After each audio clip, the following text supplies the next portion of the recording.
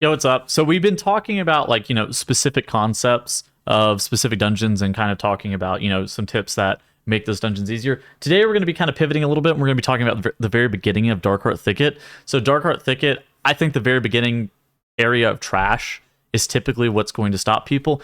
And there are a couple of tips that can actually help groups be successful in the very beginning as long as you know what you're looking for. So let's talk about kind of a couple of things. At the very beginning, we have the first pull. And so if you see like right here in this clip, we have a world marker denounced as X. And what this is like it's a mushroom, right? And you can kind of see it right here, that we have a player that's standing on top of the mushroom. It's our priest. He's going to grip our tank onto the mushroom. And our tank, while he's grouping this pack, he's grabbing the bears, he's grabbing the night claws, he's grabbing the poisoners. And what this does is it snaps all of the mobs onto the mushroom. You actually need to make sure that you kick the screechers, because they can disorient your tank out of the spot. But the big thing is like once the mobs have been snapped into the spot, it's actually very positive for your group because the night claws can't leap out of the spot at all. That means that they can't put the bleed onto people. They won't come out of the spot, and on top of that, they're just kind of like pixel stacked in a way that allows you to just have better group damage. And so that's a strategy that I think is going to be pretty popular. It's not super difficult to pull off. I wouldn't necessarily do it if I was in a pug, but it's very good.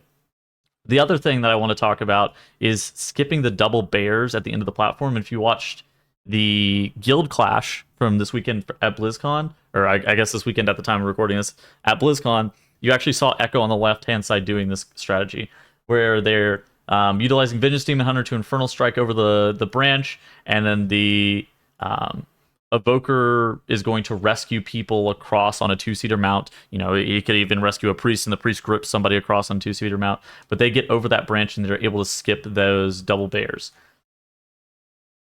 Talking about this a little bit more, there's a couple of other ways you can do that. First off, you can pull the bears to the side.